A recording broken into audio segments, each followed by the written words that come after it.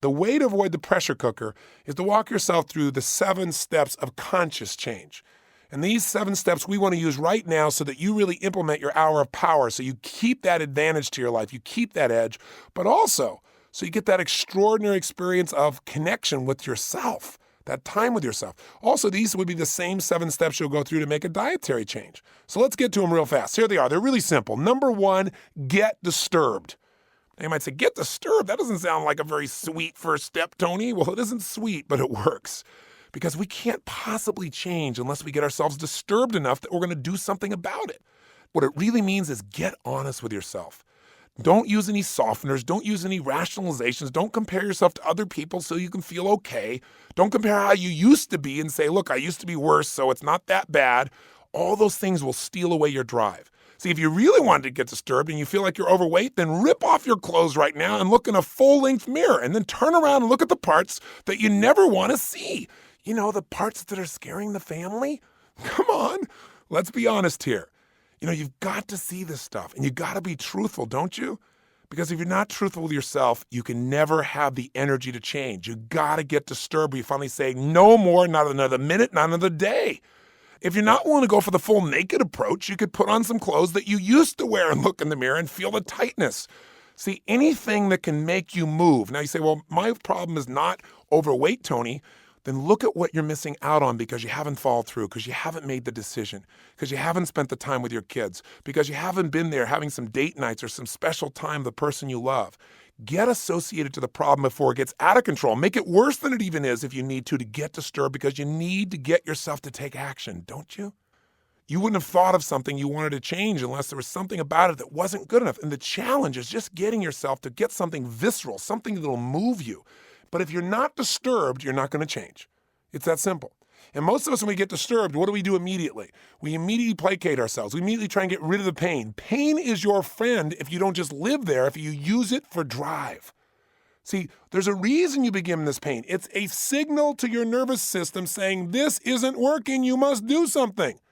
But what we do is we pop an aspirin or a drug or smoke a cigarette or eat some more food or distract ourselves with TV. We find some drug of choice that's acceptable in society or in our peer group, and we kill the pain, and therefore we kill the drive.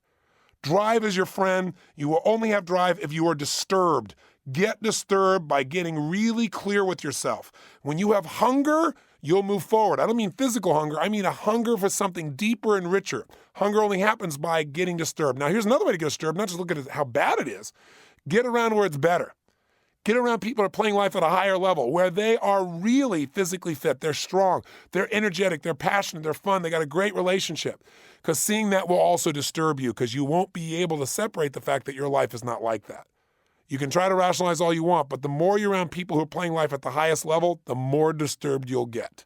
You'll either run back to your friends so you can feel good about your life compared to them, or you'll join a new peer group. You want to be good at tennis? You got to play somebody better than you are, which is disturbing. And it creates drive, and it makes you have to get better.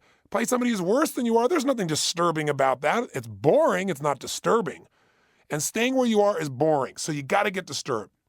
Now, if all you do is get disturbed and get all stirred up, that's not going to be really good. And after a while, you're going to want to escape that. So you got to turn that feeling of being disturbed into drive. And the way you do that is while you're disturbed, step 2, you make a real decision. And that decision requires that you not only decide just what to do. Some people get disturbed about, let's say, their body and say, okay, I'm going to run 22 miles. They make a decision. But that's not what they want. They don't want to run 22 miles. That's the game plan. See, everyone who's successful has what I call an RPM plan. This is what we teach in the time of your life. An RPM plan means a plan that has 3 answers to 3 questions. Number 1, they know what result they're after. That's what the R is. They know what they want. The result, the specific result they're committed to. I've never met a successful person who doesn't know what they want, because your chances of suddenly bumping into what you want without knowing what it is are slim and none. Number 2, they know their purpose, which means they know why they want it. If you want something, I want $1 million. I want, 12% body fat. I want, this great relationship. Well, that's wonderful, but that's a should. What makes it a must is when you have enough reasons to make it happen no matter what, enough purpose behind it. Purpose has power. You can't just know what it is you want. You don't know why you want it, the purpose for it. And the M is you need a massive action plan. And a massive action plan means lots of ways to get the job done. Because if you say I'm going to run 20 miles and then you get to about 3 and you can't go another step and then all of a sudden you're tight as heck, now you're going to go, well, I can't run. Well, your outcome was not to run. The result you're after wasn't running. It was to lose 20 pounds. It was to be energetic. It was to have your energy increased. So you're focusing on something you can't do instead of saying, I can lose the weight still because I must. Here's why, and here's my plan. Okay, I'll swim. The running didn't work, I'll swim. I'll walk. I'll do this. There are a million ways. You need a massive action plan. So get disturbed and then make a decision about what you want and why you want it. What's your ultimate vision? What's your ultimate purpose? So let's try this with you right now. Let's get honest. Let's take a moment right now. What is it in your life that is not good enough, and if you're honest, is really disgusting? You go, Tony, what's disgusting in my life? Thank you very much. Nothing. My life is perfect. Bull. Nobody's life is perfect if they're healthy. I mean, think about it. Anybody who's honest has a gap in their life between where they are and where they want to be in some area. If your body's perfect, then you don't have enough time. If your time is perfect, then you don't know your children. If your children are perfect, then your finances are screwed up. Come on, it's part of being human. So honest people can look at the gap, and because they can look at it, they can close the gap between where they are and where they want to be quickly. But you know what? As soon as you close it, you'll just create another one because you'll raise your standards. That's what life's about, right? So let's get honest. Right now, what's disturbing? I want you to turn this disc off, and I want you to do 2 things. I want you to write down, number 1, what, if you're honest, are you unhappy about? In your career, in your business, in yourself, in your rationalizations? Is it a habit of eating? Is it emotion? Is it not taking time for yourself? What's something that's disturbing?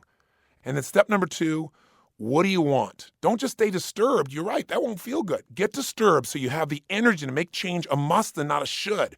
Write it down. What is it you're really tired of, you're sick of, you're going to change now? And then step 2, make a decision.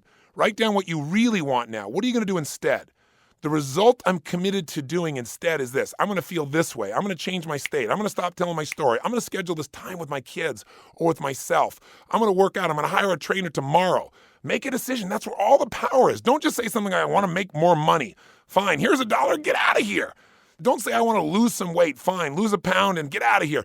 You've got to be specific about what it is that's disturbing you, why it's disturbing you. And then secondly, write down what are you committed to now and why. Then turn me back on.